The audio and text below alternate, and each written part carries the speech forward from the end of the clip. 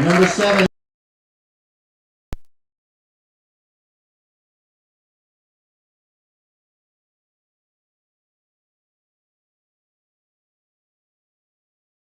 Illinois, Dalton Brusso. Number 12, a sophomore from Holland, Michigan, Anders Northeis. Number 14, a junior captain out of Vernon Hills, Illinois, David White. Number 15, a sophomore out of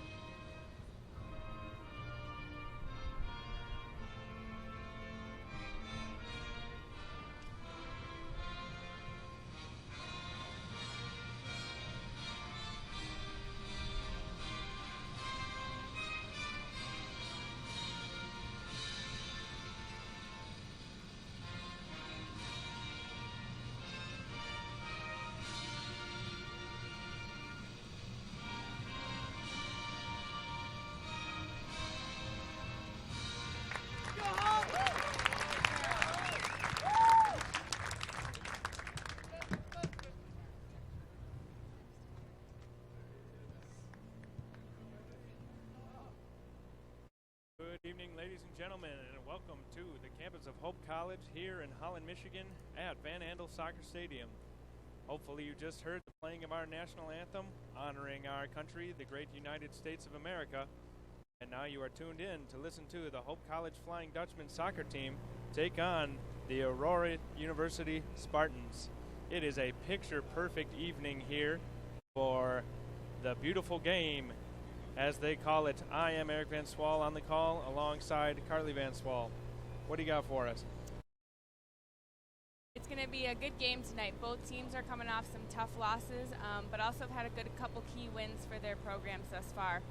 Hope currently is 1-2 overall, and Aurora is 1-1. So this is going to be a really good matchup between the two.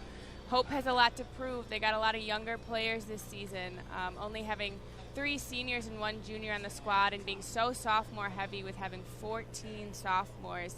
They're going to have a lot of kids step up after graduating their leading scorer, David Port. They're going to need guys like Alex Lindsay and Jared Wangerman and Kristen Delt and Ryan Woodside to really step up and score those goals for those teams to get those points and raise up that score. Yeah, you talked about the lack of senior leadership on the team, and that is not a knock against the seniors on this roster. It's that there's only 3 of them overall. Only 2 of them are starting tonight. Hope going down in a tough overtime battle against Ohio Wesleyan, and then losing against Capital, also out of Ohio, 2-0 the other day, last Saturday, before getting a win against Grace Bible. And here we are against Aurora, and we are underway for 90 minutes of soccer action. And you mentioned Hope's past games, but Aurora had a really good 5-2 victory over Augustana College a couple weeks ago.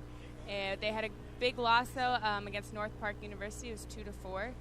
But I think both teams are really looking to come out with some more aggression and more fire to really get the win for both their teams tonight. That is right. And in possession now is the visiting Spartans. They have maintained the most of the possession for the first 30 seconds of this game, and there is a turnover now. It is handled by Ryan Woody Woodside, one of the sophomores you talked about earlier, and a missed kick right there from Anders. Spartans taking it back the other way before it is cleared away. It's played around in the middle. David White there, along with Javier Ortiz from the Spartans. Looks like Ortiz has it now. Tried to play it into the box, but it's knocked away. Played to the outside. A little foray into the defense, and that one is cleared away.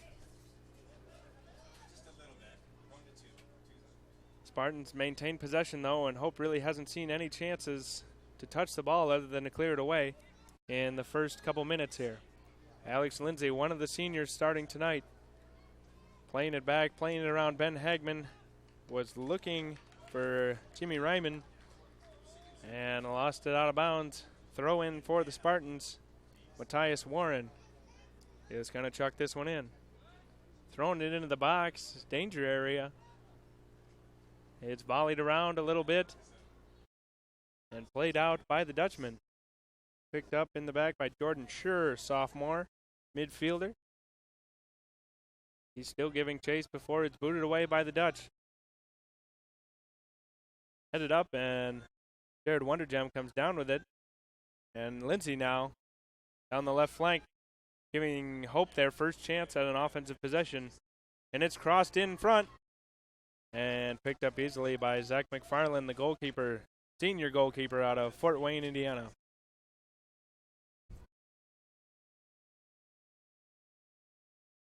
Nothing so far to talk about too much in the first 2.5 minutes of this game. Both teams really trying to find out what the other one is made of. There's a missed slide tackle from a Hope defender. And it's cleared away. Out of bounds. Oscar Suarez taking this throw in for the Spartans. Aurora's done a really good job thus far, is really getting those passes down, finding the man, ball movement quick, which has allowed them to dominate the possession thus far. And here they're going to hold on to it as well. Well, that ball was played long, not accurately enough, intended for Ben Edith. But Hope comes away with it. Wondergem giving chase. It looks like Edgar Soto going to play it back to the goalkeeper, McFarland, instead. Playing all the way out the back now is Jordan Schur. Long boot right there. And played back by Ryman. And a bad pass there, heading back to goalie Steve Wilbur, freshman goalkeeper. The Dutchman saw a very, very tough loss due to the graduation of Sam Barthel after this past year. And freshman goalkeeper Steve Wilbur is stepping in, going to do his best. Unfortunately, all he could do is boot that away and save a corner after the bad pass. Yeah, it's tough for a program to get the goalie position as Sam Barthel filled that. But I think the freshman's up fast. This ball again booted out of bounds all the way into the stands. Still going to stay with Aurora. Double team now, and a corner is given to the Spartans. First set piece we've seen today since the kickoff. My sources have told me they scored the majority of goals off set pieces. Yeah, this is a big chance for Aurora right here.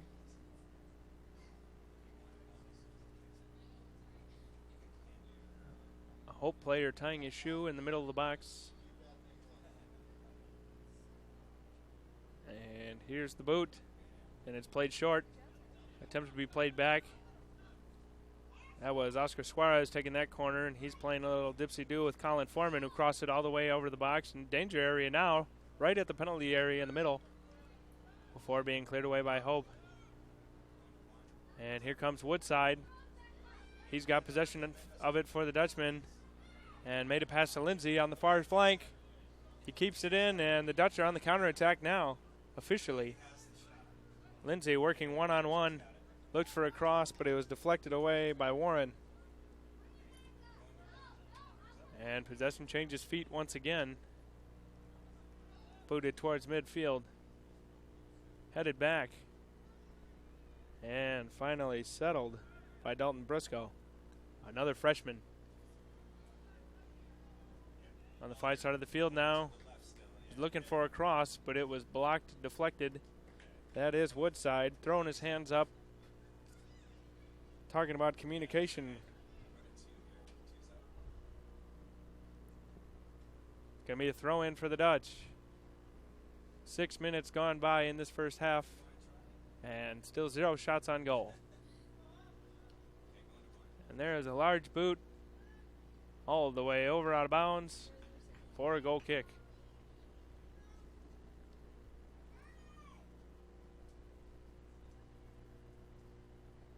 Aurora's done a really good job of dominating the possession. Hope's only really had the ball close to the goal 2 or 3 times, and Aurora's really just keeping it on Hope's side of the half. Aurora seems to be playing their game. No rush. Playing it out the back right now. Long pass, looking for Edith, misfired. And Anders Nordheis plays it over in the direction of Jimmy. Jimmy plays it back to the goalie, booted out by Steve Wilbur. And here comes Christian Dalt, the sophomore out of Grand Haven, before he gets it taken away. Javier Ortiz fighting in the middle with Dalt. And a foul going against the boys wearing orange shorts, white shorts, and orange tops. Hope really looks like they're trying to push the ball, get those fast breaks started, while Aurora's just kind of taking their time. Nice laid back, getting that ball movement going to try to give them the best opportunities for a good shot. Well, head coach Steven Smith, informally known as Steve around these parts, is in his 26th season as head coach and has over 200 wins in MIAA competition. And that is what his offense is known for, booting the ball long down the field and trying to score off quick counterattacks. David White playing it up to Lindsay. They're really working the left side here with the senior Lindsay. He plays a through ball for Wonder Gem, and the flag goes up. And you know what that means, and if you don't, it's offsides. Played quickly the other way by the Spartans, as the pass was made by Nick Cataldi. Cataldi, a senior midfielder, was looking for Edith, was unable to find him, and Hope with the ball again. Just about 8.5 minutes gone by in the first half here. Both teams trying to fill it out. Woodside, right side. A little play in the box right there. Saved on the far side. Taken away by the Spartans. Suarez had it.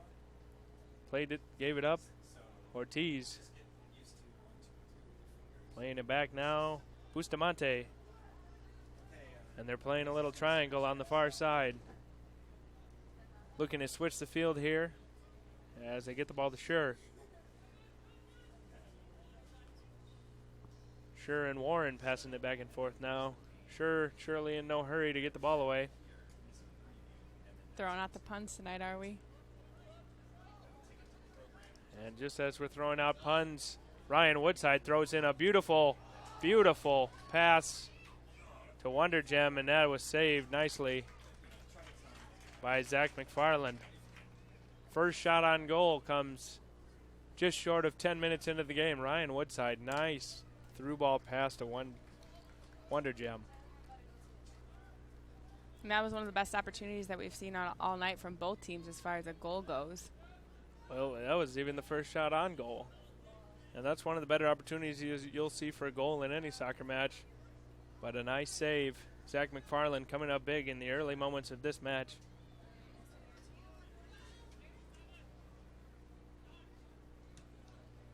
Played high in the air. Headed again. This one's chested down by Dalt. Loses the handle on it. And it's picked up by Kyle Pearson, who plays it forward. And here comes a break for the Spartans. Bad pass right there from Suarez, but he's going to get it back. Suarez plays it back to Soto. Soto looking around, making a call. Instead, just cuts through the entire defense and pulls long range. Over and out for a goal kick. That was a decent looking shot there from Soto. Not quite on target, but freshman still finding his form. Yeah, freshman showing a lot of confidence for Aurora. Really good ball movement, good feet skill, and just a lot of poise in that. Speaking of freshmen, here's a sophomore, Javier Ortiz. And the ball goes out of bounds. Matthias Warren going to throw it in. Excuse me, it was a foul against the Dutchman. Free kick to be taken by Ortiz.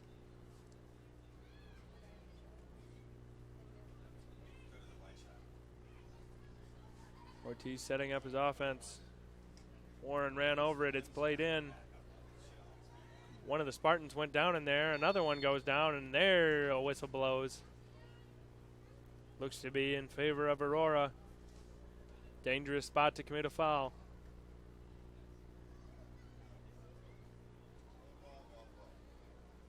Aurora looking for a ball. Normally that's pretty easy to find in soccer, but that moment in time, not quite. Over 12 minutes gone by in the first half. One shot on goal in favor of the Dutchman. Here the Spartans are looking to add one of their own. Free kick taker looks to be freshman Oscar Suarez. Although it appears Javier Ortiz is also set up there.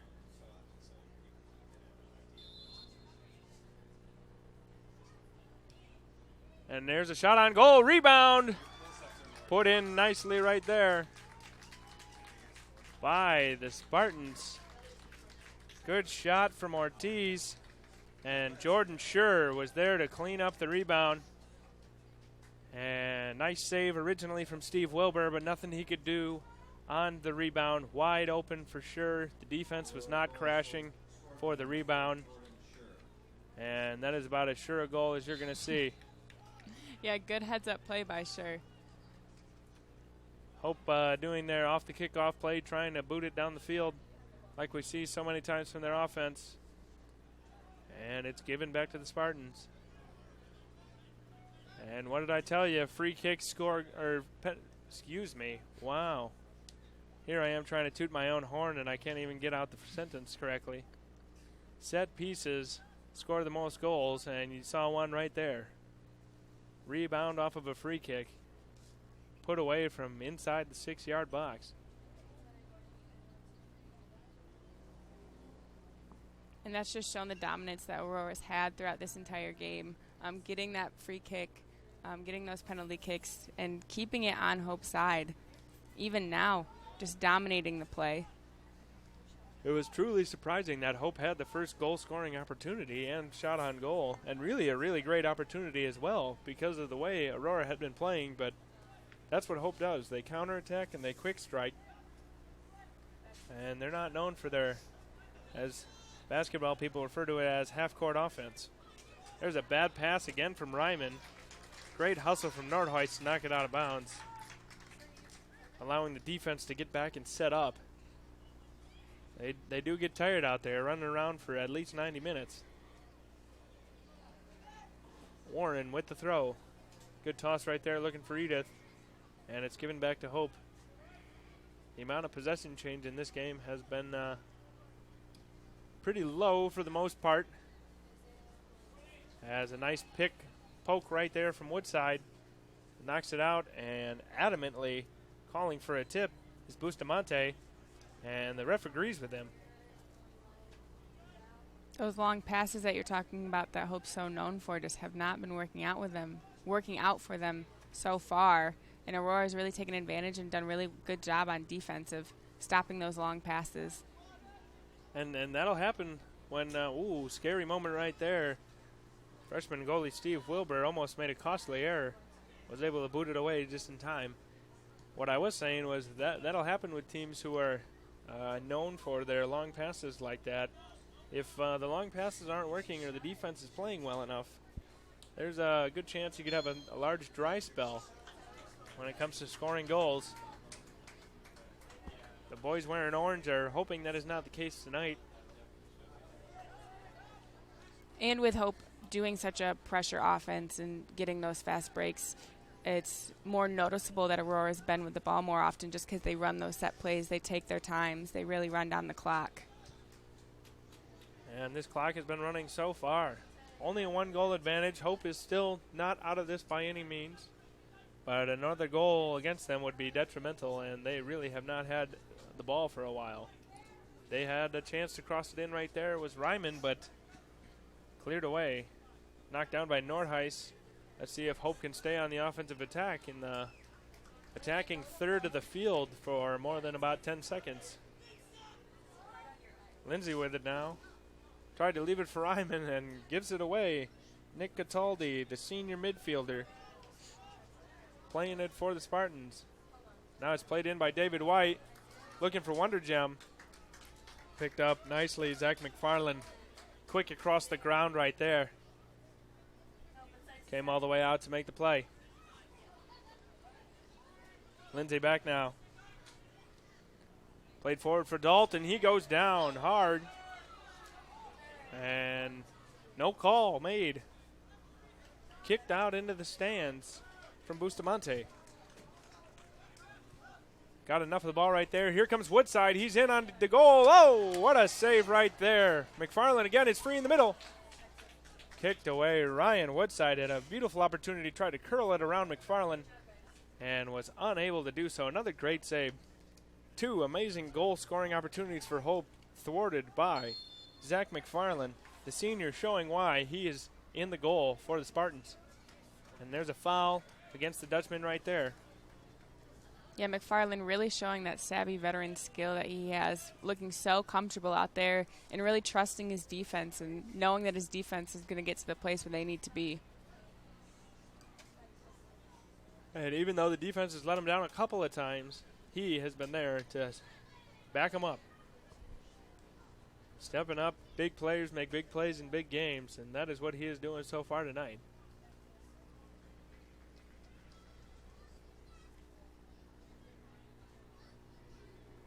And the ball's out of bounds again.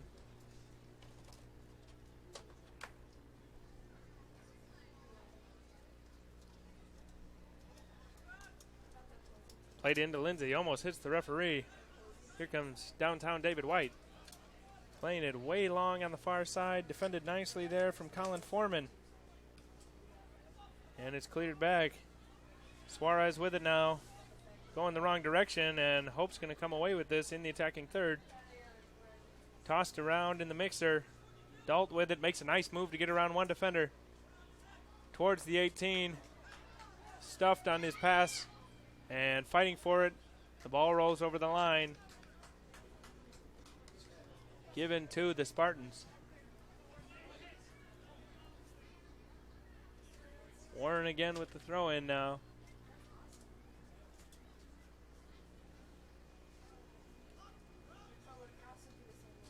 Played on the right side right here, Cataldi. Kicked around, Ortiz with it right at midfield on the anchor. Playing it forward, defended nicely right there by the Dutchman. That is number 9, Dalton Brusco with the ball. One of the freshmen seeing action tonight.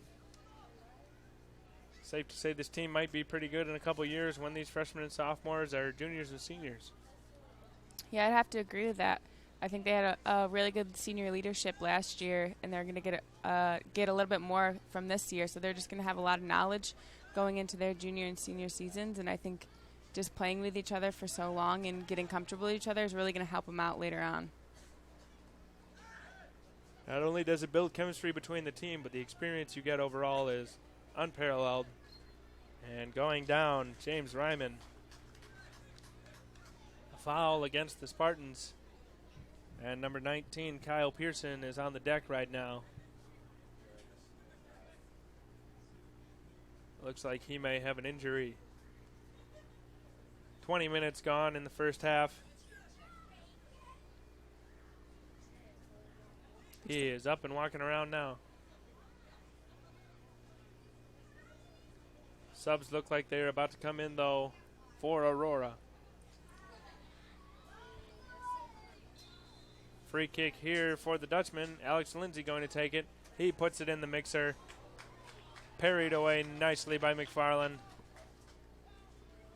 Chested down right there by Brusco, who's got it right at the edge of the attacking third. Slide tackle away nicely by Colin Foreman. And maybe a chance for a break for the Spartans.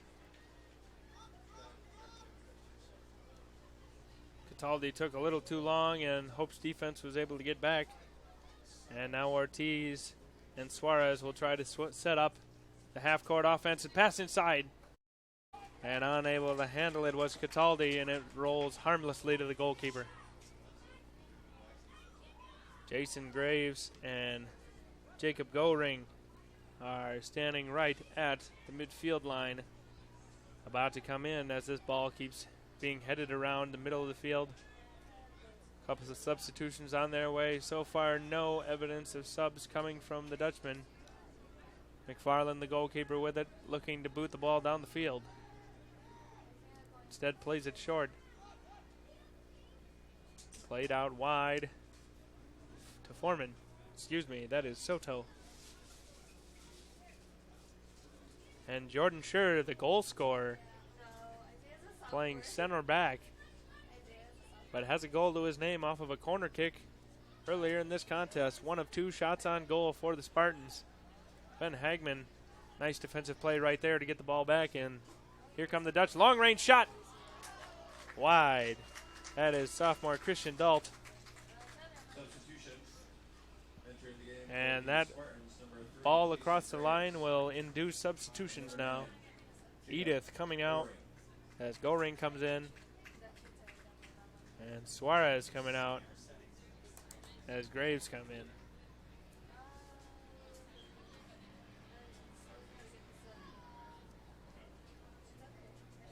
Like you said earlier, I give props to these soccer players just running the entire 45 minutes. So, in a sport that has just few subs, noticing that Hope hasn't used any of their subs, but the Spartans using that asset to try to get some fresh legs in there to maybe start something up for another goal. Yeah, detractors of the game will say it's cross country with a ball, but supporters of it will say that it is the beautiful game. And whatever side of the line you fall on, we are happy that you are spending your Friday evening on this beautiful, beautiful evening at Van Andel Soccer Stadium with us, enjoying this matchup between Aurora University and Hope College. Just under 22 minutes to go in the first half. We have seen 4 total shots on goal, one of them resulting in a goal, as previously mentioned, from center back Jacob Schur. 1-0 lead for Aurora. The back heel flick attempt did not go well. Hope playing the triangle in the back, all the way back to the goalie. Ryman's had his struggles passing the ball tonight, but did so pretty well right there.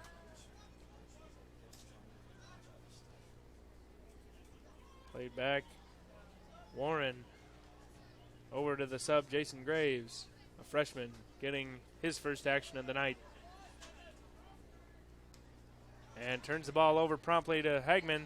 Here comes Wonder Gem, slid away nicely right there. Great defensive play, Alberto Bustamante, senior defender out of South Elgin, Illinois, with quite possibly a goal-saving tackle right there. Then again, we've seen 2 great saves from Zach McFarland.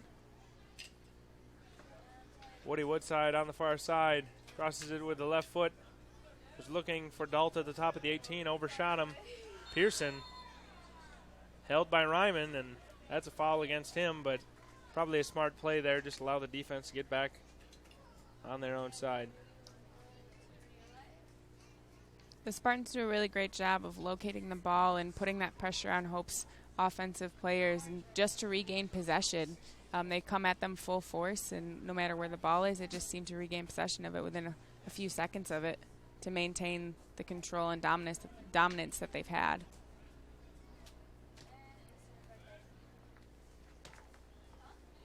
And continuing that dominance now is Aurora inside the 18 with the ball. Knocked away out of bounds. Looks like it's going to be another corner. Although they are 0 for 1 on corners, they are 1 for 1 on free kicks. And that's the stat that really matters. They are looking to make it 1 for 2 on corners. 19.5 to go in the first half. The leg is up. It's in the mixer. Headed away nicely by Hope, and here comes David White looking for an outlet. Switches all the way across the field to a streaking Woodside. Passes it right down to his foot. Nice pass from White right there. And Woodside playing it all the way across to Lindsay. And he was wide open because he was offsides. And those are the kind of long passes that Hope really wants to utilize in their offense. They just haven't really had the chance to, but that was one of the best long passes that they've had all game. Almost had back-to-back long passes together to turn into a goal, but not quite, as Farland restarts the play. Woodside touch pass to Wondergem, kicked away by Bustamante. White heading it almost to the referee, who stealthily ducks out of the way. These referees do not get enough credit. They are running up and down the field all over the place. Substitution now entering the game for the Flying Dutchman, number 13, Devin Butler. As you may have heard, Devin Butler coming on, subbing out Alex Lindsay, leaving only one senior on the field. One senior, one junior. Everybody else on the field wearing orange and white is a freshman or a sophomore. That is a pretty impressive stat. Woodside has the ball taken away, but it was a compromising situation for him. Here's Schur, the goal scorer, playing it forward. Denied by Thomas Connerty. The one aforementioned senior, playing well so far from that center back position. Here is the sub. Devin Butler just giving chase before it's knocked out of bounds. More substitutions now. Luis Flores is in for Nick Cataldi. And Colin Foreman is out as Christian Duarte comes in. Two freshmen coming in right there. There's a lot of youth in this game, especially early in this season. Both of these teams are not necessarily in rebuilding years, but in growth years. We're going to see an exponential amount of growth between these two teams with the amount of youth that they have on the team. That's played in. Knocked down nicely by Graves. And a foul against the Dutchman. Looks like the guilty party is David White. 16.5 minutes to go before halftime. Aurora clinging to a 1-0 lead. Has been about 15 minutes since we've seen a shot on goal. But like you mentioned, how both squads just have a lot of young players out there right now. It also is very exciting to see what the future is going to hold for them, and when this current sophomore classes for both teams are seniors, the kind of leadership that they're going to have, and just the kind of team chemistry that you mentioned earlier that they're going to have is going to be incredible and really going to be a huge asset for them. And they're trying to learn all they can out there so far. As a battle goes on for the ball, and Hope ends up with it. A long pass yet again. Wondergem putting in work, running those miles. Played it into the middle of the box. McFarland picks it up without a real threat. Was looking for Devin Butler coming in. The sophomore midfielder out of New Baltimore.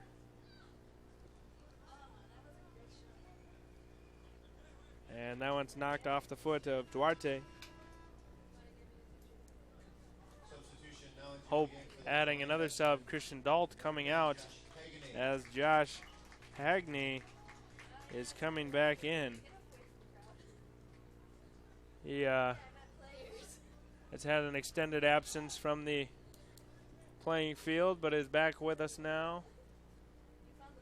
Spent a year away. So still has sophomore eligibility, but has more experience than most players on this field. Here's Schur now, popping it up over the top, and nice come out right there from Stephen Wilbur. Hometown of Fenton, Michigan, made the trek all the way over to Holland. Has so far given up 5 goals in 3 games. Make that 6 and 4 if you count tonight. As the Dutchman player goes down hard, the number is obscured, and it's Ryman hitting the deck, complaining to the referee. He gets a free kick out of it.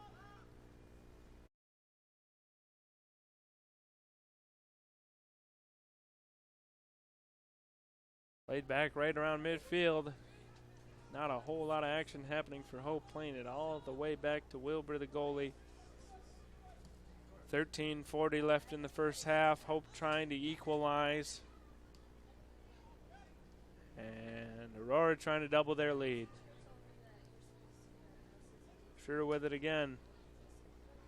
Back to Ortiz. On the outside to Matthias Warren. He's had a nice game to this point so far. And right as I say that, loses the ball out of bounds.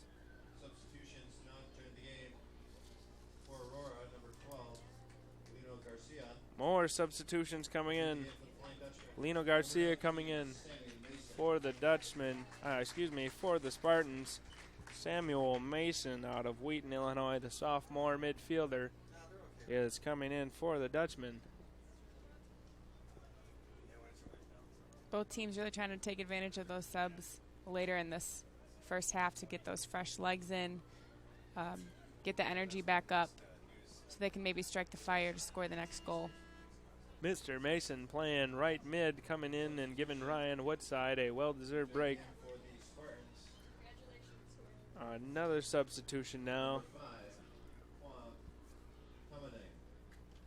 Milton Twamanang is in for the Spartans as Edgar Soto takes a seat. Well-deserved break for him as well. Just over 12 minutes to go in the half. Hope looking to equalize. Here they come on the attack. Long pass. Knocked away, intended for Devin Butler. Raymond with it now. D. White in the middle of the field. Plays a nice through ball. Mason with it. Had the pass deflected. Him and Wonder Gem are playing around in the middle. Defended nicely there by Tamanang. Here comes Butler with the cross. And too close to the goalkeeper. Easy pickings. Baseball, they call that a can of corn. And the Spartan defense doing a really great job helping out their goalie. It's just been so strong tonight. And they're just finding the ball wherever it goes and not allowing Hope to penetrate the middle too much. And they're doing that on a consistent basis so far, and it's worked well for them. Going down hard right there, Christian Duarte. Fouled by Hagman.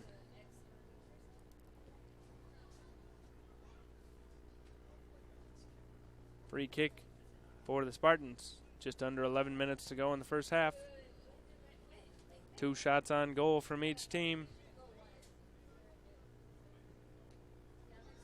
Played down the line for Warren. Looking to cross it in. Nice defensive play from Butler.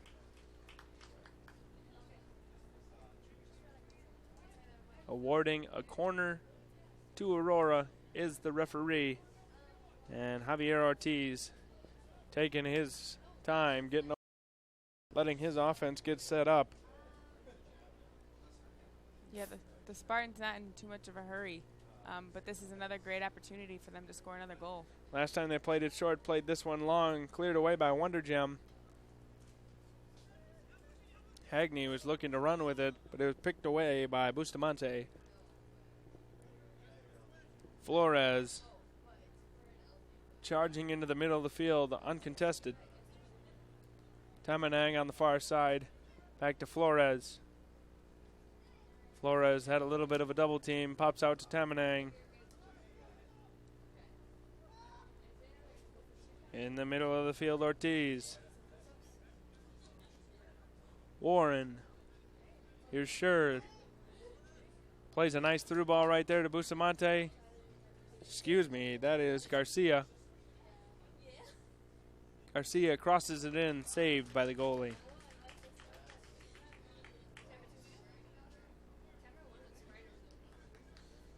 And with under 10 to go, it's a good time for Hope's offense to get a goal started so they can tie it up going into halftime. 9 minutes to go before that halftime, and here comes Hagney on the run. Kicked sky high by Graves. Finally settled down by David White. Butler looking to cross it in. Crossed it with the right foot, deflected. Out of play, Warren. Substitution knowledge in the game for the Flying Dutchman number 2, Holden Dipple. Holden Dipple, another freshman in now. David White gonna take a seat. And that removes more of the seniority on the field for the Dutch. Hard play right there. 2 members going down. Anders Nordheis is still on the deck. The other player, Jacob Goring and Nordheis got tangled up. Nordheis is back up now. Looked like he might have taken an elbow to the head. Played in by Raymond. Saved by the goalie. And Hope's team has experienced a lot of injuries this season, so they don't need another one to add to that list. That is true.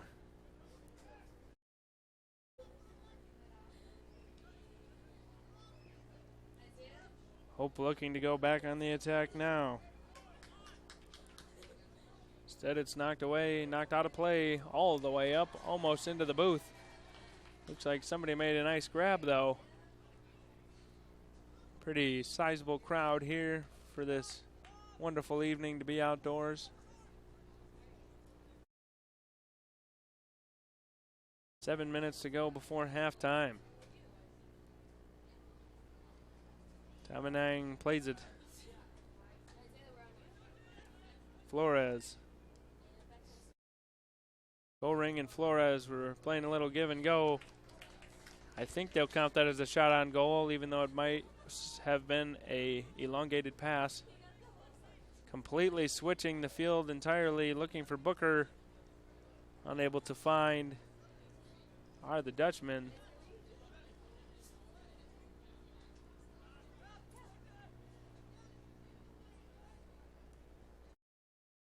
Dutchmen look like they're trying to start something up. Well, they've been trying and unsuccessful for the most part. That was a long pass intended for Duarte. Headed away. And throw in. Sure. Back to Duarte. Nice passing inside. Was thwarted by the Hope defense. Butler gives it back. Up the line, intended for Hagney. Back to Butler again, unable to save it.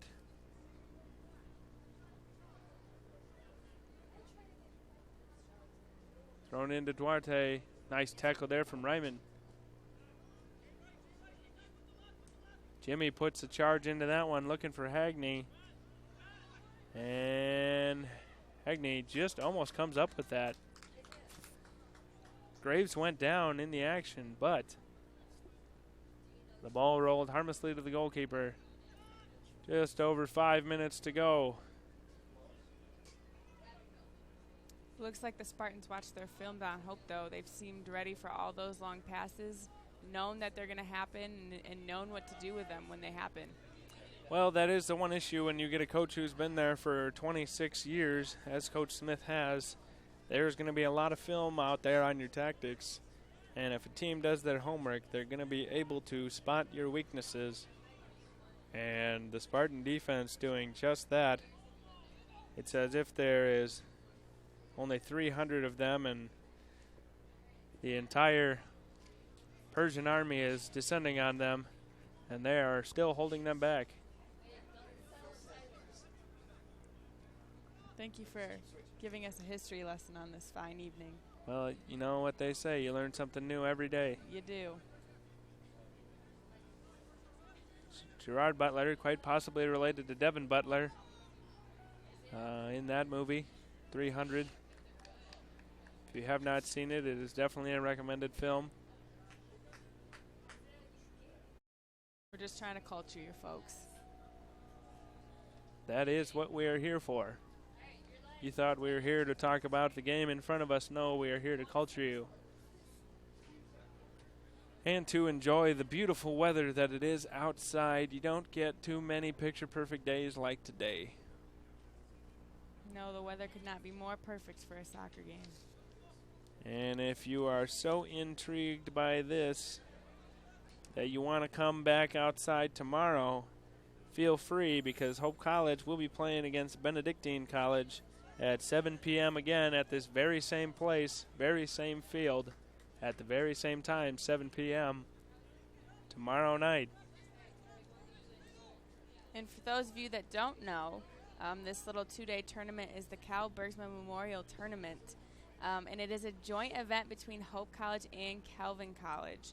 So Hope's obviously hosting Aurora tonight, and then they'll have Benedict tomorrow, while Calvin hosts Benedict today and Aurora tomorrow. Yes, Calvin played 4 o'clock against Benedictine. And the Flying Dutchmen have participated in the Cal Bergsma Memorial Tournament 7 times. This is the 15th year of this event's history. And much more action to come tomorrow. Yeah, this memorial tournament honors the memory of Dr. Calvin Bergsma, who tragically died in a car accident during the summer of 2001. And through a long story of events, one of his grandchild played basketball through Calvin, and then another one of his grandchildren played soccer here. So that's how the whole joint tournament came to happen. And it has turned into a great event for both schools. Indubitably so. A great way to honor the memory of the great Calvin Bergsma with this memorial tournament, and a great way to show two bitter rivals, both Calvin and Hope obviously, coming together in a show of sportsmanship to understand that life is bigger than sports. Although they conveniently do not play each other during this tournament because they play twice during the conference season and possibly once in the conference tournament as well, depending on how well they play. And I think 3 times is enough for those two schools to battle it out in a year. But I think those are 2 big games that both schools are looking forward to. Indeed. Duarte with a little fancy footwork on the far side. And Garcia over to Tamanang. And the Spartans really have had the ball for a large majority of this game. And for more than the Dutchman would like inside of their 18 as well. Nice move right there by Goring. He looked to light up a shot, and it was knocked away. Less than a minute to go before halftime. The Dutch going to make one more offensive attempt. And this could be the big momentum that they need going into the second half and going into that locker room on a high note. Nothing would make the fans, players, and coaches here happier than seeing a goal put in the net right now by somebody wearing an orange jersey. And Josh Hagney's going to do his best to see that through. Tried to play a through ball, and it was knocked away. Sure played it up to Flores. It was played all the way back down. 20 seconds to go before halftime. And Wilbur, the goalkeeper, kicking it away. Into the attacking third now is the Spartans. One last run. Nope. Stuck by Ben Hagman. Nice defensive play right there. and they're going to let the half run out as the PA announcer counts down. And you hear the horn. It is halftime. Halftime score, Aurora University, the only team on the board, thanks to a free kick rebound score by Jordan Schur. A sophomore has put the Spartans ahead of the Dutchmen hosting this Cal Bergsma Memorial Tournament. And that is the score we will go to at halftime. 2 shots on goal apiece by each team, resulting in a 1-0 lead for the Spartans. We'll take about a 15-minute break and see you back shortly. Well, he was always never into video games, always outdoors, always very active, and just an awesome kid to watch him grow up. Fishing, hunting, and just always interesting play. First time I met Wade was in boarding school my junior year, and he was just known around campus as the wittiest, wisest, youngest, oldest dude you could probably know. I was kind of skeptical of college. You know, I wasn't really sure. I knew that I really liked to play lacrosse, and I liked wrestling a lot too. And I was definitely ready to be done with prep school and all of that. So I was ready for the next step, but I wasn't exactly sure what that was going to look like yet. Yeah, I was recruiting Chase, Edgar, looking for midfielders, and Chase recommended Wade, and so they were sort of coming as a package deal. So it was nice to get him. It was nice to get him. We're excited about having him.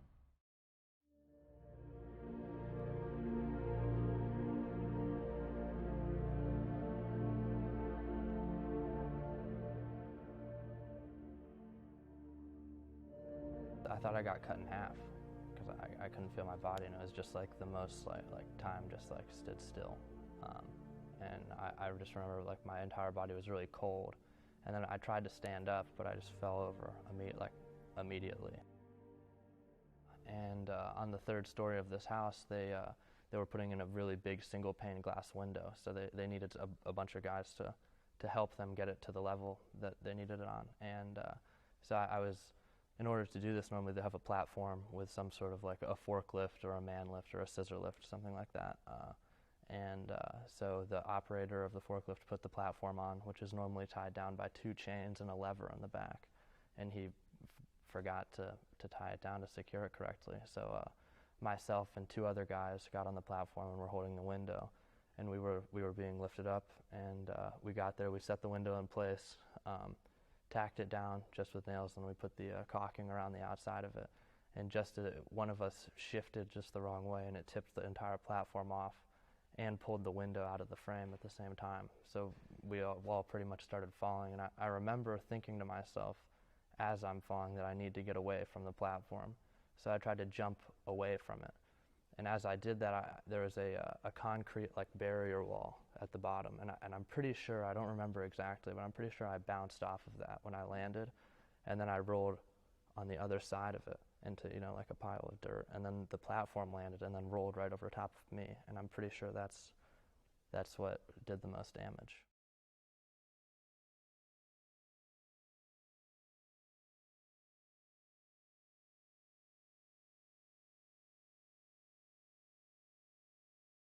You know, I got an email from the admissions office, like everybody did. I got the same email, and I saw the name, and it just stopped me cold. I mean, I couldn't believe it, and it was unbelievable. Really. For the most part, I've felt pretty hopeless for a pretty consistent like 4 months at that point. The entire time I was in the hospital, really. It was probably the most horrific thing that has ever happened to me. I was afraid of letting myself stop caring about whether or not I lived or didn't, or whether or not my quality of life was ever, reinstated, or whether or not my life would ever get better. So I guess a big part of me getting through that was just kind of being patient, really. I mean, there's nothing that will make you become patient like waiting in a hospital bed for your legs to start moving or for your back to stop screaming in pain, right? It was quickly apparent to me that Wade and I were pretty compatible. We bonded over some Ernest Hemingway quotes and books. He sent me, back and forth. We're texting or we're emailing, and he's sending me some things that were inspiring him. And I jumped on the Hemingway stuff because I studied that when I was here at Hope, and so traded some books back and forth and some suggestions, and so it was pretty neat. We had an instant language with one another, and it was it's just like talking to an old friend after a couple weeks. He would try and text or call me probably every day when I was in the hospital. And the guys on the lacrosse team, some of which I had met, some I hadn't, they were always messaging me on Facebook or sending me emails or texting or calling me, and that was awesome. Just kind of knowing that I had something in a place like Hope where I hadn't really spent a lot of time or I hadn't really established myself. I had all of these people that really cared. We could tell from what Coach was saying and the things that we were seeing that Coach was showing us that this guy was something special. And before we even met him, we were already taking him into the family. And that's something I've noticed about the team this year is we're really close. We have our struggles, we have our difficulties, and mountains we got to climb over, but we're doing everything together. And I think Wade's played a huge role in that. I remember I got a massive packet of letters from an accounting class of just all these people who I have never even met, writing me letters about, staying strong and how much they're thinking about me or they're praying for me. And that kind of stuff really made all of the difference. It's kind of like in order to be strong or in order to get through something, you kind of need something to be strong for, So in a lot of ways, the lacrosse team and Coach Chanel's and pretty much the whole Hope community kind of gave me something to hang on to, something to look forward to, so kind of in a lot of ways something to live for. Everybody calls it the grind, and it's like, it's not a grind, fellas. This is what we wanted to do our whole lives, and here we are having an opportunity to do it, and so we're loving it. And so that's been the biggest impact that he's had on us, is just to put things into perspective for us and to make sure that we're there for each other as teammates. Everybody has each other's back, and everybody's smiling and playing. This isn't work. This is play. I could tell the team didn't really have a common ground to stand upon, and Wade immediately brought that together. You can ask Coach and every other player on the team that there's something different this year between the guys, and I feel Wade is a big factor in that. I think that Wade is such a refreshing addition to Hope because you see him everywhere. He's all around in JP's, LJ's, wherever, and he just is so generous with his time. He listens to people. He cares. The normal transition from high school to college is not what Wade unfortunately had to experience, but Hope it couldn't have been a better school for Wade, no doubt. And we really appreciate that as a family. I know my wife and I and his sisters really appreciate him and being here.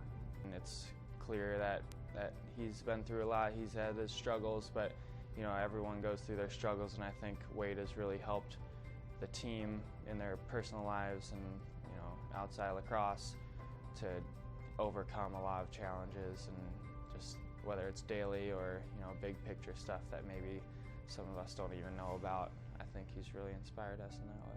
I think that the most courageous thing about him is that he says that this is hard and that some days he doesn't know what's going to get him to the next day. I think that is the most courage I've ever seen someone say. He told me when he had the accident, Dad, I've had one bad day. One bad day in his life. So that day's over, and this is a new day.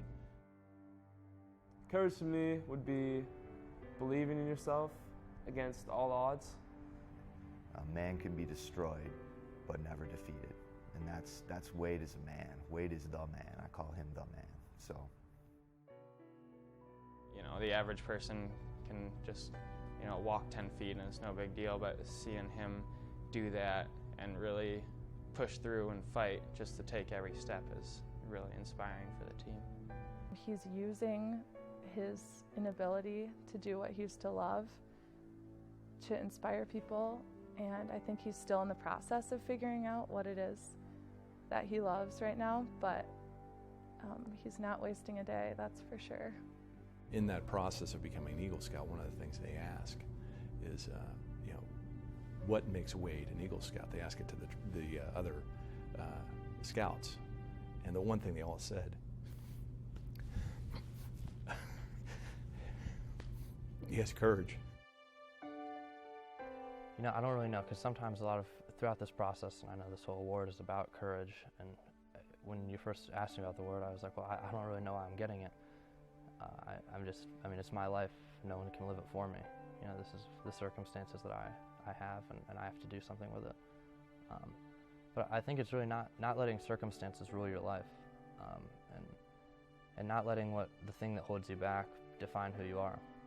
You know, something holds everybody back. Everybody has a wheelchair waiting at the edge of their bed in the morning that they get into. I can see, you know, I push mine. You might walk in yours. So there's something that paralyzes everybody. And I think a big part of having courage is being honest with yourself and knowing who you are and realizing that, and then kind of owning it, taking responsibility for it, and understanding that, you know, no one can do it for you.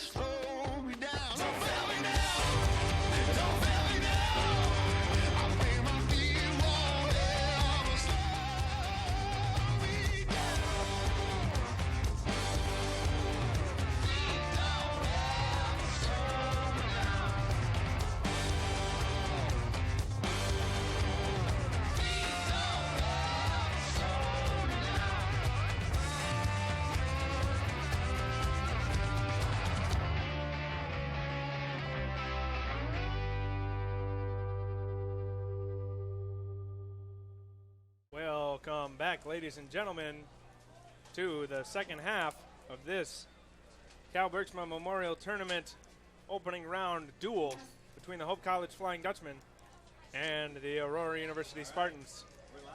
Aurora currently leading 1-0 on a goal by Mr. Jordan Schur. The only goal we've seen so far.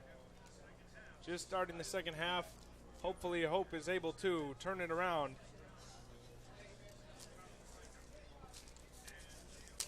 Yeah, it's going to be a big half for Hope, as they really need to get that long ball going if that's what the type of offense that they want to use. And there's a shot just wide, taken by Josh Hagney. That long ball you were just mentioning came into play right there. Unable to finish, though, 1 minute into the second half. Hope looking for some goal scorers. 3 games so far, 4 goals. And including this game, 3.5 games, 4 goals. And I know not a whole lot of offense happens in soccer in terms of points on the board, regardless of the effort put into it. But still, you're going to want to score more than 1 goal a game, and this corner kick is an opportunity for them to do so. Yeah, it is kind of a necessity to score those goals in order to win those games.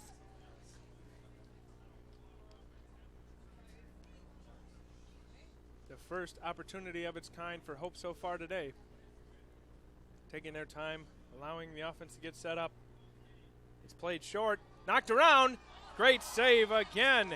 Zach McFarland coming up huge for the 3rd time. That ball was headed towards goal. Looked like Josh Hagney got his dome on it. And instead of it going into the back of the net, it was knocked away and cleared away. Yeah, huge stop by McFarland. That was the game tie right there to put it back to basically 0-0 and a whole new ball game. But he saved that and kept his team in the lead. And it's not often that you say with 3 shots on goal that a goalie has been a stone wall in soccer, but I think it's safe to say that tonight about Zach McFarland, because he has made 3 really, really good saves. And this game quite easily could be 3-1 right now, and instead it is 1-0 in favor of his squad based on his production. There's a foul right there as Christian Dalt hits the deck. 3 minutes into the second half. Hope leading on the shots on goal category 3-2, but losing 1-0 on the stat that matters, goals overall. And Aurora looking to add to their lead right at the top of the 18. Here's a long-range bomb played all the way into another area code. And it's going to be a goal kick right here. Hope's defense has held pretty strong. The only lapse that we've seen was off of a free kick rebound, and those are tough to stop. We talk about the youth on all of these rosters as this ball goes out of bounds, and Dalton Brusco, a freshman, speaking of that youth playing it, headed by Woodside and headed again by Hagney. Back to Brusco. Brusco playing with it now. Played forward for Woodside, unable to get there. Knocked around, and looks like offsides is going to be called against the Dutchman. Youth, the big story of the night, though, tonight. Yeah, youth definitely is one of the biggest stories, if not the biggest story, how both squads have just so many underclassmen. But McFarland for the Spartans really showing that senior leadership, and Hope having that between people like Alex Lindsay and Jared Wonderman, doing great jobs of leading their younger guys in these big games. Here comes into the penalty area now. A couple players went down. Cleared out, though, and another large hit, and that's a foul. And Jimmy Raymond is down on the far side, clutching his leg. Yellow card given out. I do believe that is Milton Tamanang. The clock is stopped as Raymond attempts to walk off that hit. Center back Anders Nordheis played that back into play. Raymond looks okay now, still jogging off that large hit. Dealt with it in the middle of the field. Played nicely by Lino Garcia. Saw a lot of action in the first half.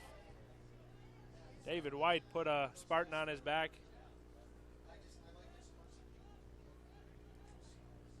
There is just under 40 minutes to go in the second half. But even in these first 5.5, 6-ish minutes, it's been a lot more even as far as play goes. Both teams getting their chances with the ball. In the first half, we saw Aurora really dominate as far as play goes. But in this half, Hope has done a really good job of balancing that out and balancing the playing field. I would definitely have to agree with that observation. This game feels a lot more even-handed here in the second half, especially with Hope having the best opportunity to finish, were it not for the trusty gloves of Zach McFarland. Here the Spartans have had the ball in the attacking third for a little bit now, and knocked out of bounds. Rusko to take it, throwing it into Ben Hagman. Hagman saw a lot of action with the team last year during his freshman campaign, and is looking to repeat that sort of performance, if not improve on it, and stay away from the sophomore slump that hits a lot of individuals. We saw a lot of action on a senior-laden team. Offsides against Hope and Christian Dalt right there. We already mentioned some of the players that they lost, including goalkeeper Sam Barthel and stalwart center back defender Toby Blum, among others. And leading scorer David Port. And leading scorer David Port as well. Just talking about the seniors they had last year. What an incredible class, the class of 2016. One to be remembered. Indeed. And Hope looking to come back from that. Like we said, it's not a rebuilding year, though, as a huge entanglement happens right at the end line. The ball rolls out, looks to be awarded a goal kick. And just a little tussle there from Ryan Woodside and Lino Garcia. A couple of products out of the state of Illinois duking it out. 37.5 minutes left before the end of this contest. We are sitting at a score of 1-0 Aurora. Nice header there right on the anchor, giving Hope the possession. David White was looking to carry it into the zone. Lost away. Great defensive play right there from Hagman. Fell down, somehow got the ball away. Woodside looking to play the triangle, was unable to. Saved just in bounds by Colin Foreman, and then loses it out of bounds right after. Rusko again with the toss. And played sky high into the stands. Nice grab by that fan. Unable to keep that souvenir, had to throw it back. 36.5 to go, substitution. Matthias Warren is back in the game for the Spartans.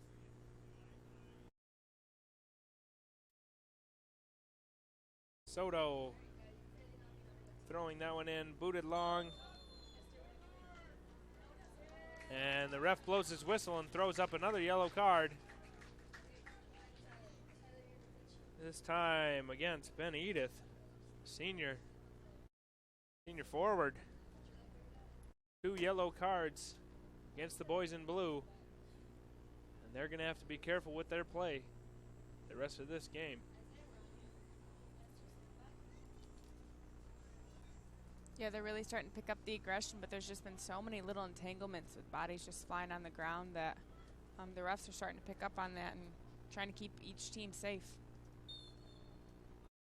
That is the ultimate goal of the game. Have fun out there playing, but stay safe. As Thomas Connerty restarts the play. Up ahead, Hope looking threatening. David White inside, goes down in the box of a slide tackle. Alberto Bustamante got the ball first, says the referee. And it rolls out. Going to be a corner kick, though. Another big goal opportunity for the Dutchmen off this corner. Hope was very, very close on their last one, were it not for a brilliant save. We'll see what they come up with here. Played short along the ground. Looked like a Hope foot got on there, but it ended up coming all the way back out towards midfield. Is Hope onside? Doesn't matter. McFarland caught the ball as it popped up in the air off the head of one of the offensive players. Nice defensive play by Woodside, knocking the ball away. 35 minutes to go in this match. Second half action here, 10 minutes gone by. Hope looking a little more inspired to score goals here.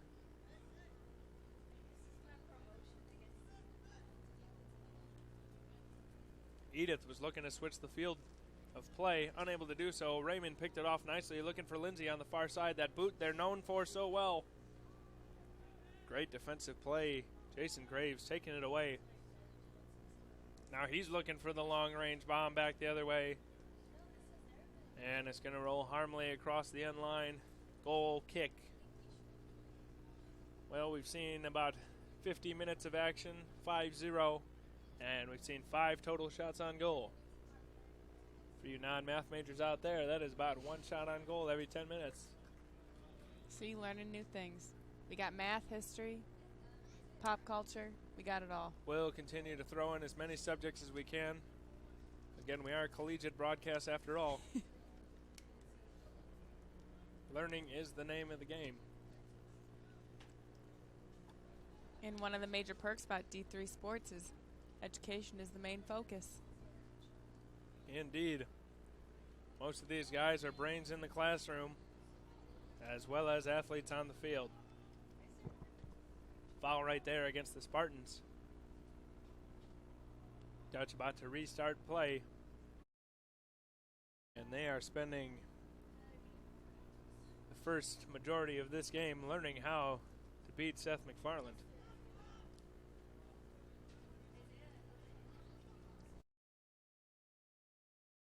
Connerty now up to Woodside.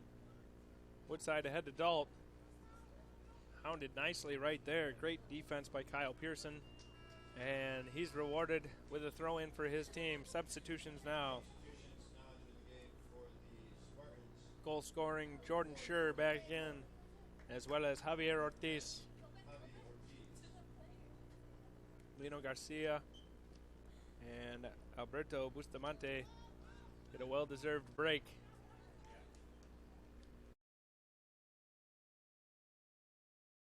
A little bit of a muggy night, staying a little humid. I'm sure the players out there are getting tired. I'm getting tired just talking about it, and I'm not even running around. Hey, it's tiring even watching them. The amount of running they do enough running for everybody in this stadium.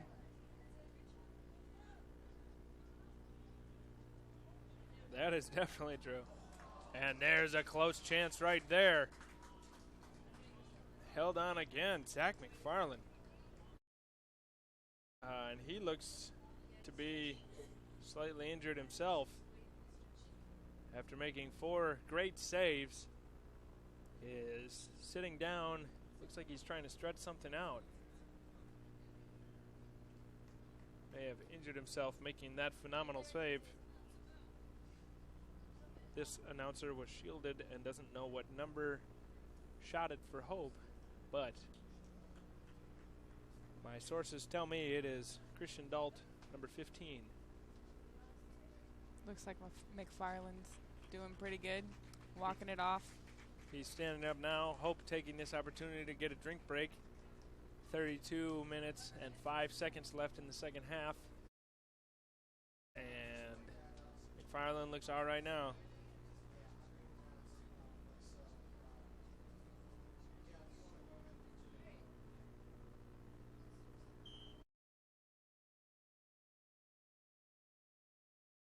He looks no worse for the wear after kicking that one down the field, almost to the anchor.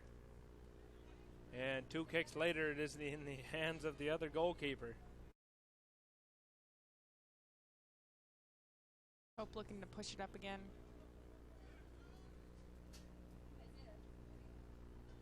Hope needing a goal to equalize this game up.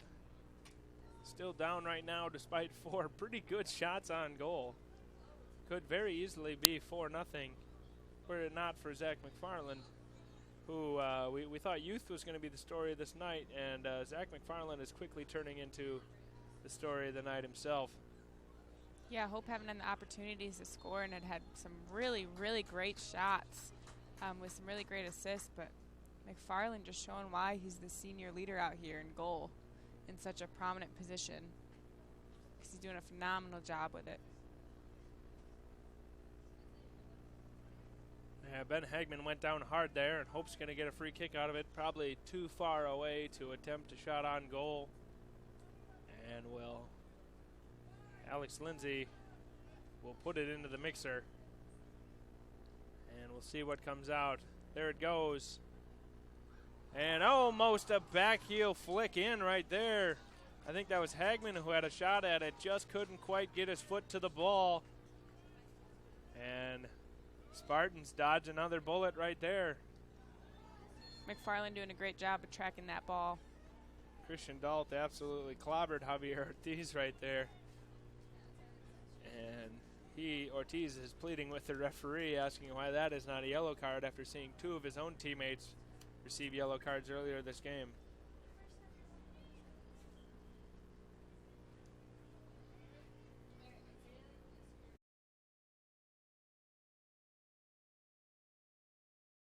Hope trying to really get that ball up that field. But the Spartans really just maintaining the possession these last couple rounds. And here's inside the 18. Here's a shot from Colin Foreman, but he couldn't get it off the ground, and Stephen Wilbur had no issues with that one.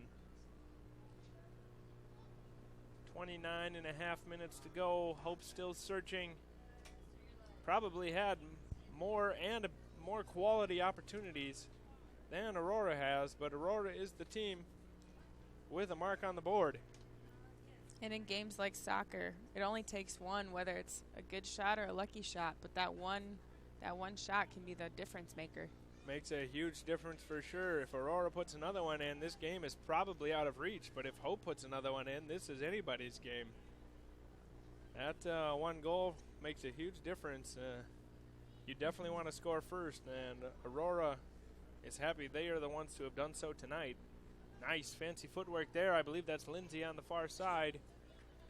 Ball's knocked out of bounds. Going to stay with the Dutchman, though. Yeah, Aurora really taking the pressure off themselves by scoring that initial goal. Can make them play more laid back and relax and just play their game, because they're the ones that are ahead, and make Hope feel the ones like they need to rush and they need to push. Neither of these teams are going to be running the table undefeated this year. Early in the season, here's a shot right there off the post! Alex Lindsay, another great attempt for the Dutchman, and is going to get subbed out. I do not believe he's getting subbed for missing that, as one might presume. He's a little tired, and Mr. Wonder Gem was waiting to come in before that shot. Lindsay would have liked jogging off the field a little better had he converted that last shot. Off the post does not count as a shot on goal for those of you who are watching and not soccer enthusiasts. So it's always good to be reminded.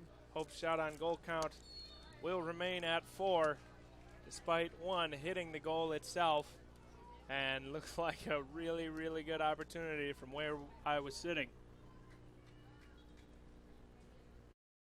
2 balls are on the field now. That might make the game a little more interesting. We were talking about how we couldn't get one earlier. Now we just have too many. It's true. They must have been making up for last half. Yeah. Making up for lost time. Exactly. And maybe they just wanted more scoring. So, you know. Yeah, that's true. Throw 2 balls in there, get something going. But at the same time, I feel like that might make it a little harder, more confusing. Don't know which ball to play. Hope in the 18, looking for a bicycle kick as Wonder Gem did his best Christian Benteke impression right there. But unfortunately for him, did not go in the back of the net. Couldn't bend it like Beckham.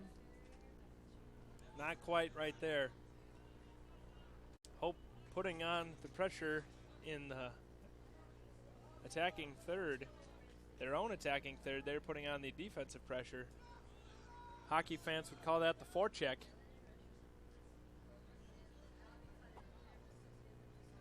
Soto with it now, just about to cross midfield. Nice steal by Hagman right there. Plays it forward to Wonder Gem. He's got one man to beat. Unable to do so. Good ball control by the Spartans. Nice footwork right there. Matthias Warren got a little tired and kicked it down the field.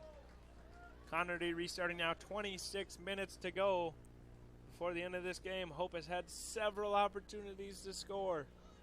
Off their quick strike, long ball offense, unable to get it done so far. Ryan Woody Woodside with a nifty move right there and was looking for Wonder Gem. Was not on the same page. That could have been something were it not for the miscommunication. It was a good thought. Just execution didn't follow. That happens sometimes in the realm of athletics. The mind moves a little quicker or differently than the body or somebody else's body. Everybody's got to be on the same page. It's truly impressive. Nice flick pass right there from Woodside, but Kyle Pearson, experienced senior, all over that.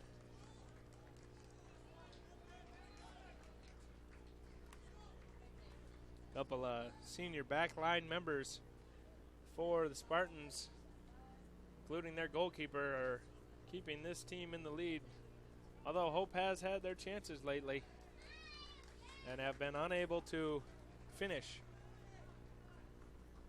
The game inch is out there.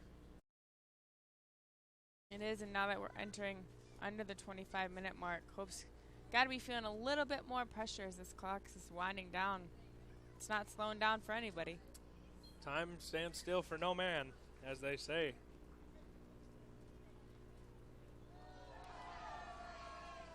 And a large roar comes up from the crowd, complaining about that call.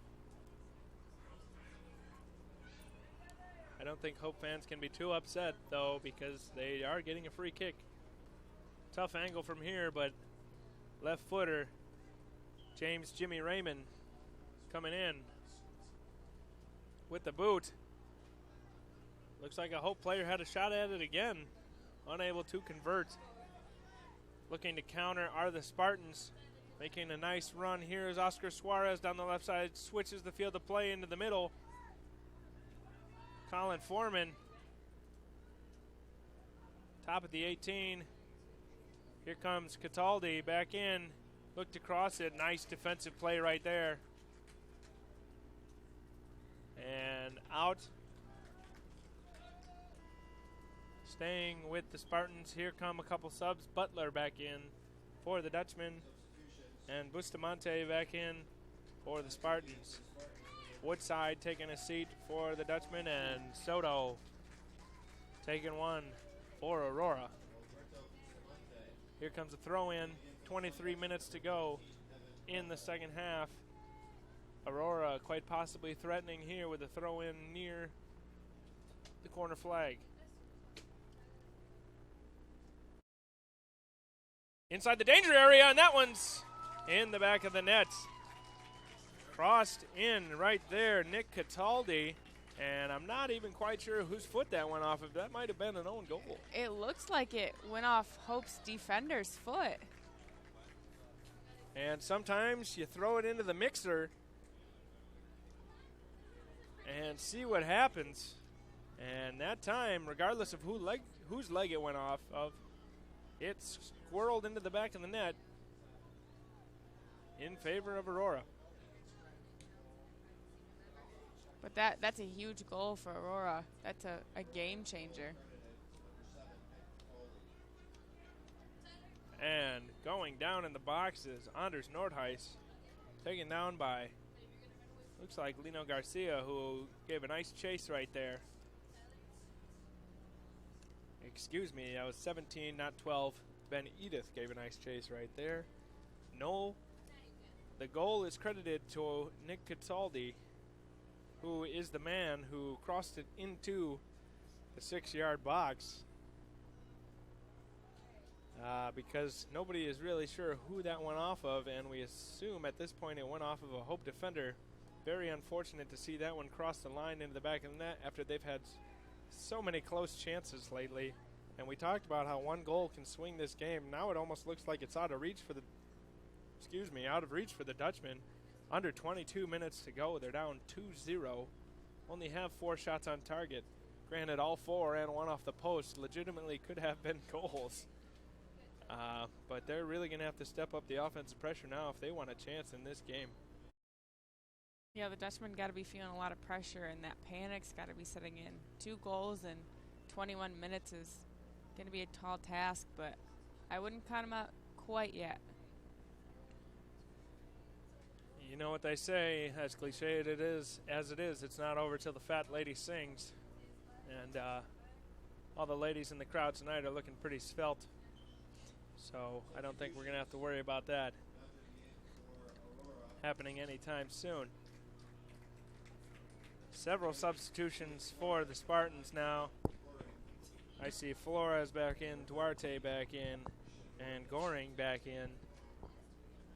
As several well-deserved rests are coming up. And fresh legs coming in, and showing off some of those fresh legs are Flores. Over to Duarte on the far side, who's looking for Goring. All 3 subs getting in on the action, trying to pay immediate dividends. Make the coach look like a genius right there. Instead it rolls out, and Hagney's coming back on for the Dutchman. 20 and a half minutes left. 2-0 lead. 4-4 tie in SOC, also known as shots on goal. But unfortunately for the Dutchmen, a 2-0 deficit in the goal department. And you can even tell by the style of play that Hope's now going at. They seem a little bit more frantic, a little bit more panicked, while Aurora's just kind of chilling, laying back, and just still playing their game at their level. Yeah, the first half was a feeler time for both teams. They were trying to feel each other out and see what would work and what wouldn't. Hope came out a lot stronger in the second half, especially in the offensive categories, but unable to put the ball across the line. And you know, that's the ultimate goal. Put the ball across the line. It's a simple fact, but really hard to do when there's 11 players standing in your way. It's true, and there's a lot of yards in between. Looks like we got a player down. It is for Aurora. A Spartan player is on the deck. We've seen a couple injury timeouts tonight. And the wounded Spartan is Kyle Pearson. Getting up slowly. Trainer walks out to check him out. Looks like he's got the captain's armband on.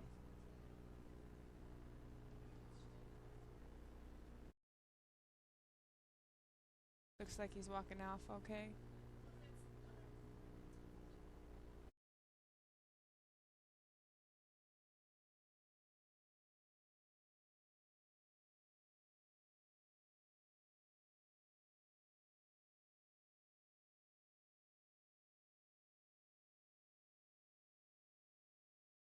Lino Garcia is coming on to replace him.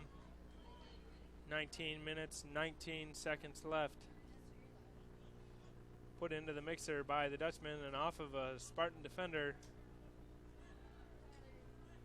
The Dutch are going to try to fly one time more from the corner. They have been almost successful, I want to say 2 times now off of a corner. Maybe 3rd time's the charm. Continuing our run of cliches. Close only counts in horseshoes and hand grenades, but maybe busting through here will be the Dutchman, played in. And it's in the back of the net! Just like we said. Don't count them out, folks. The fat lady is not singing just yet. Third time is the charm. Where are your lucky four-leaf clovers? Hope gets on the board. That was a big-time goal. Nice curve off that corner kick. That was beautiful. We will wait just a minute to see who officially gets that goal, because my, oh my, was there a mass of people in there. But we will take what we can get as fans of this contest. 2-1, Aurora's lead cut in half. And just like that, there may be life for the Dutch yet. Yeah, that seemed to wake up the Holland crowd a little bit. Yeah, contrary to popular belief, everybody in Holland does not go to bed before 8:30. There still are some people out and about on this beautiful Friday night.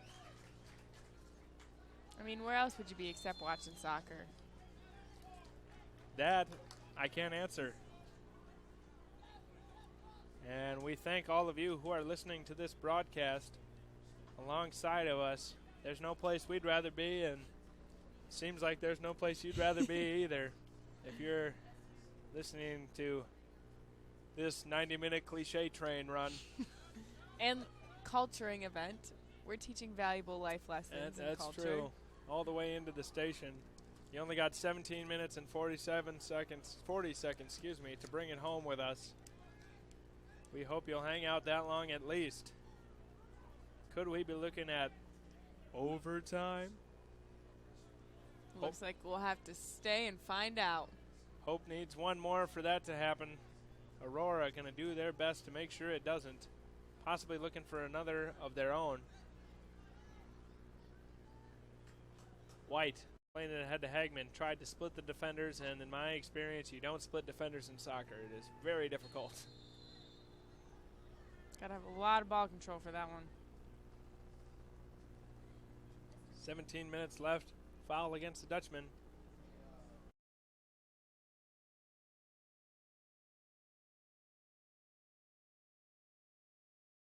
Free kick about to be underway.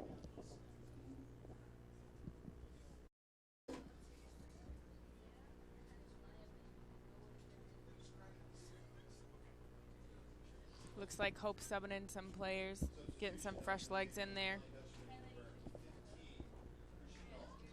Christian Dalt back into the game in replacement of Alex Lindsay. And my very trusty, reliable sources have told me that the Hope goal was credited to number 19, sophomore Samuel Mason out of Wheaton, Illinois, Wheaton North High School, putting one on the board in favor of the Dutch. Unfortunately, with his goal, that means an own goal is separating these two teams tonight as of this moment in time. Yeah, that goal probably makes Aurora sweat just a little bit more than they were and fire up the Dutchmen and get that spark that they needed to get going. Here they are in the attacking third, but the ball is kicked all the way back out. Raymond playing it in, a couple of Hope players in there, headed towards goal, and easily saved away. We've seen much better saves tonight from McFarland, and did well to hold on to that one there. Yeah, this Aurora lighting a match from long range, and in the back of the net, nice dipsy-do dunkaroo right there. Freshman Christian Duarte. Showing off the boot. What struck it so well. Topspin right over the goalie, Stephen Wilbur. Poor kid had absolutely no chance. And just like that, we were talking about possible overtime, and the Dutch hopes may have just been extinguished right there.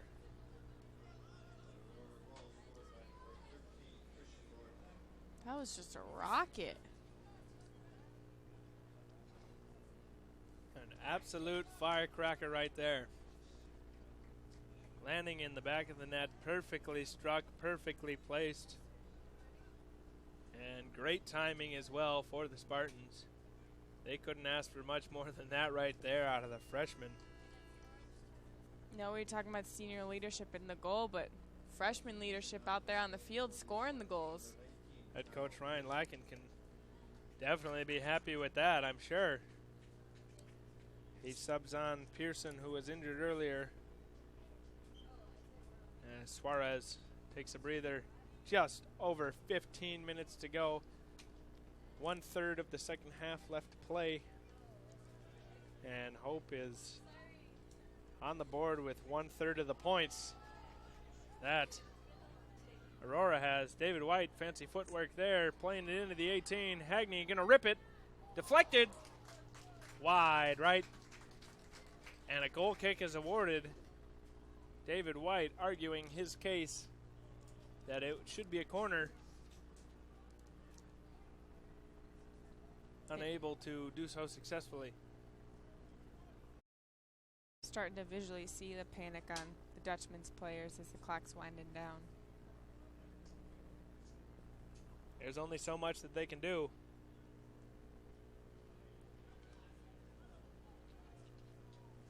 Hagney doing what he can.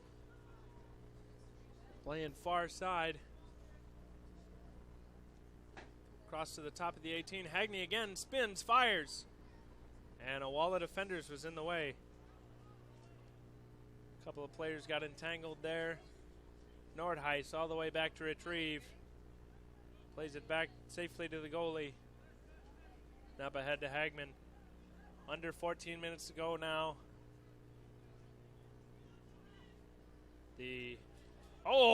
Huge collision right there.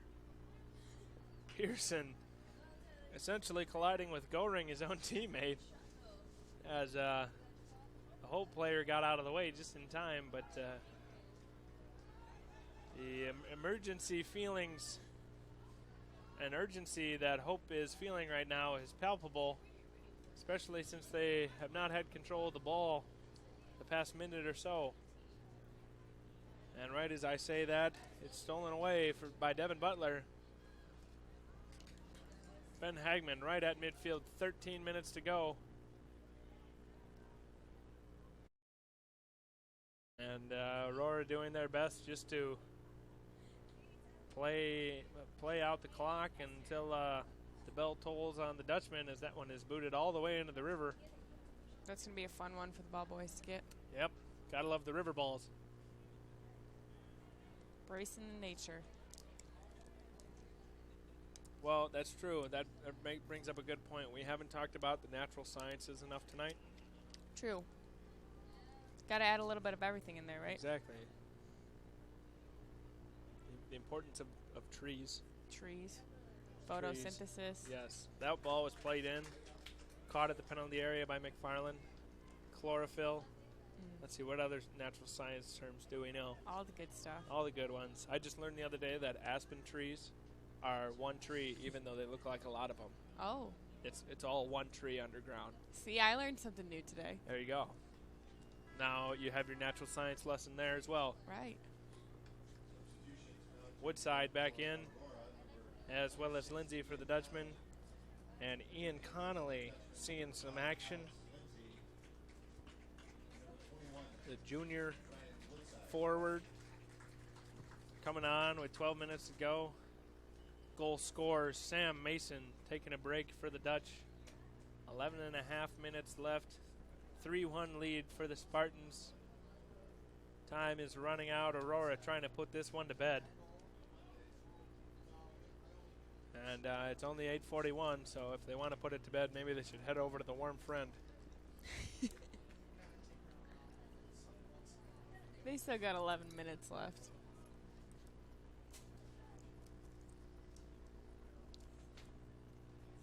We've talked extensively about the youth on this roster, and this is a great test to see if they can come back from this type of adversity, being down 2 goals, scoring one to cut the lead in half, just to give one up 5 minutes later. And they fought hard this game. We've talked time and time again about the amount of chances that they've had on goal and just how good those chances have been. But McFarland in that goal is just really keeping his team alive. And were it not for an own goal and a bounce off of the post, fancy footwork right there, this game could be a lot different had the bounce off the post gone the way of the Dutchman and the bounce off the foot for an own goal gone the other way. Yeah, we'd be looking at a completely different storyline. Instead, this is where we are. The alternate timeline has yet to be discovered. And so we will not hypothesize too much about what could have or would have, or in some people's eyes should have been. We will only talk about here and now. And what I'm saying is the Aurora University Spartans holding a 3-1 lead over the Hope College Flying Dutchman. In any case, this is great game experience. Moving on. Hope will play Benedictine tomorrow. And there's a goal right there. As several players on the Aurora side are pleading their case to no avail. And this team does not quit. Good thing we have not written them off yet, because it is now 3-2 with 9 minutes and 42 seconds left. When we least expect it. When they least expect it, Hope really comes back. They're staying in this game. And that goal credited to senior Alex Lindsay, showing some veteran leadership out there by posting his first goal of the night. And we said from the beginning that he was going to have to be one of those key players to step up, and he did right in that moment. Did exactly what his team needed him to do. Now they have just over 9 minutes to try to equalize, up to 6 shots on goal, while Aurora has 5. But Aurora has 3 goals. Hope now has 2, thanks to the foot of Alex Lindsay.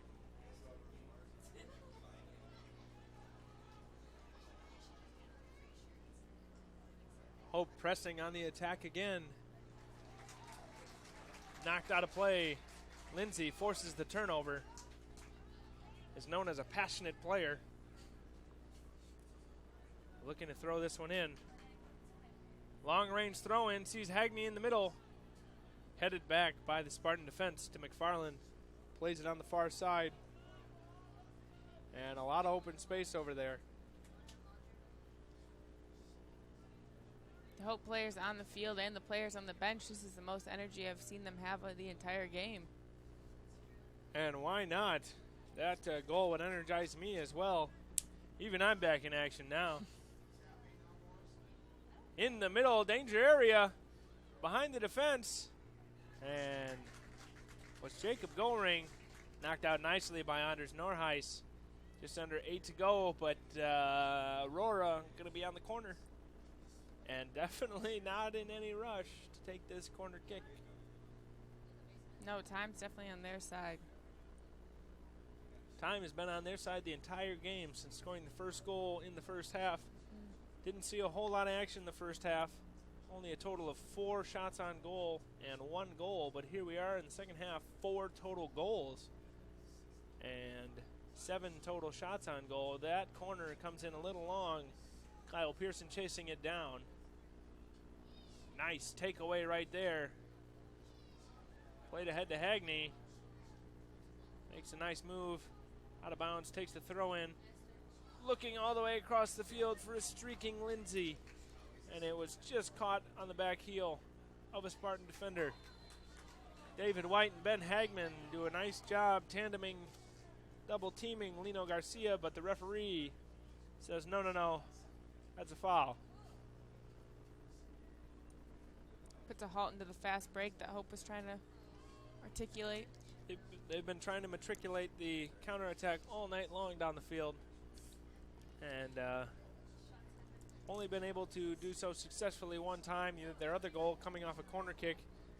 Long range bomb right there off the free kick. I didn't even think they would be going for goal. And wow, Javier Ortiz, the sophomore out of Bolingbrook, with an absolute laser. I'm not even going to try to guess how far that was, but in my esteemed opinion, approximately 35 yards right there. Just blasted it. Top cheddar, upper 90. Again, poor Stephen Wilbur sitting back there has 4 goals against him on the score sheet tonight, and 2 of them were just magnificent strikes. And Hope came all the way back in. And Wonder Gem had a chance to put it back to a 1-goal deficit again. The Spartans really showing off their long-range talent tonight. Yeah, seriously. But we've said it twice now, thinking that this game's going to be over, and Hope has proved us wrong every time. Well, the only issue now is more and more time winds off the clock. Hope True. can't find a way to put together back-to-back goals. But like we mentioned, the last 2 goals from the Spartans have been real beauties, to say the least. I would put those on both of them on the MIAA goals of the week.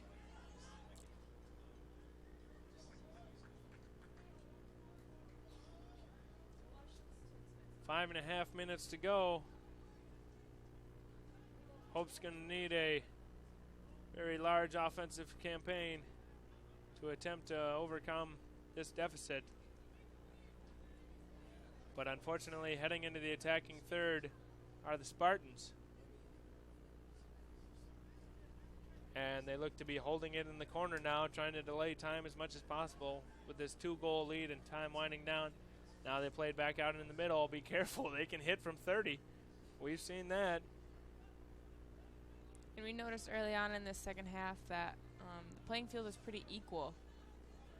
But Aurora really showing their dominance back towards the second half of the second half.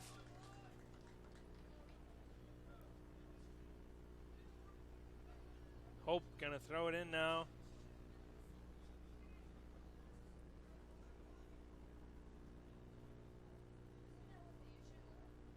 Here's Lindsay with it towards the 18, crossing it way far side, looking for Woodside, unable to corral it. The horn sounds for substitutions. Nick Cataldi, Jason Graves back in. Just over 4 minutes to go. This substitution is well deserved for Lino Garcia, as well as Christian Duarte, who hit the first rocket that we thought currently stands as the game winner right now. And we thought that might be the best goal of the night, and all of a sudden his teammate Javier Ortiz did not want to be outdone. No need to put his name into the hat. Yeah, there's a stiff competition for goal of the night. More fancy footwork from Lindsay. He's trying to take on 3 defenders himself before Jason Graves gets sick of the nonsense and boots it out of bounds.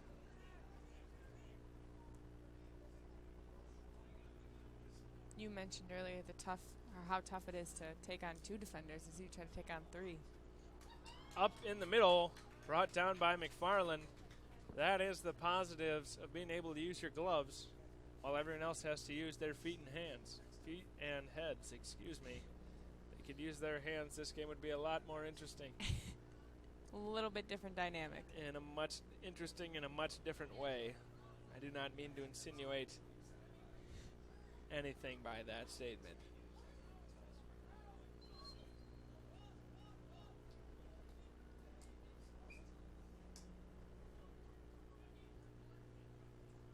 Hope sensing a little bit more of that panic.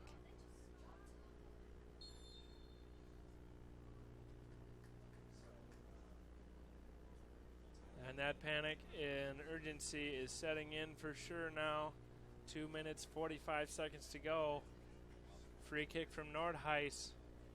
And 9 Hope players are across the midfield line. Make that 10. Working on 11, and all of them are in the offensive half of the field trying to force a goal right here. This is what you call all-out attack. Great sliding tackle right there from Raymond. Unfortunately, well, he was able to get back, and Nordheis kept it. Wasn't able to find anyone to pass to. Nice hit right there by Ben Hagman. Advantage played. And the Spartans going to keep possession. 2 minutes left, still taking their time, winding down that clock. Another nice tackle right there. That looks to be Jimmy again. Coach Smith wondering what he can pull out of his bag of tricks with 1:45 left. Trying to find 2 goals. Trying to regain possession first, I think, is the first battle.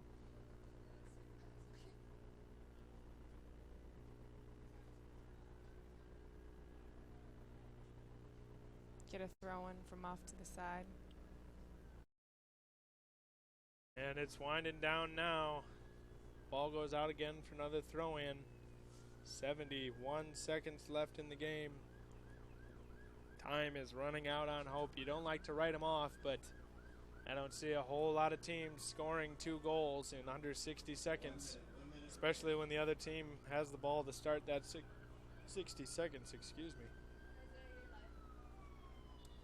Yeah, it's a tall tale to try to fill.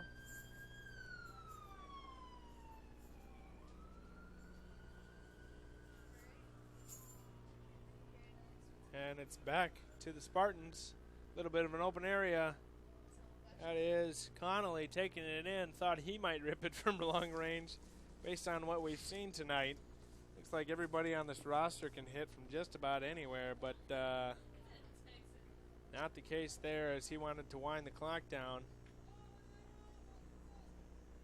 Like at the end of basketball practice, when you take half-court shots, this team must take half-field shots. I guess so. Only 10 seconds remaining. The PA announcer counting down the time on the Flying Dutchman here. 4, 3, 2, 1, 0. And that'll do it for both sides.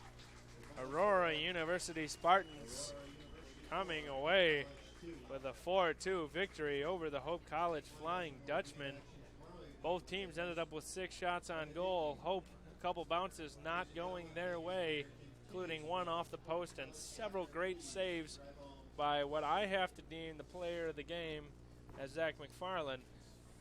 Although Javier Ortiz and Christian Duarte both had arguably the plays of the game.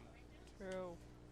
But that'll do it here from Van Andel Soccer Stadium here on the campus of Hope College.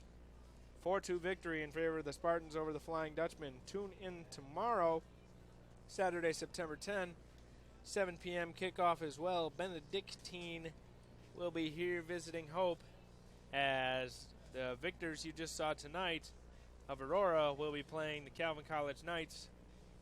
Once again, 4-2 victory in favor of Aurora over Hope. I am Eric Van Swal alongside Carly Van Swal, signing off and thanking you. Have a good night.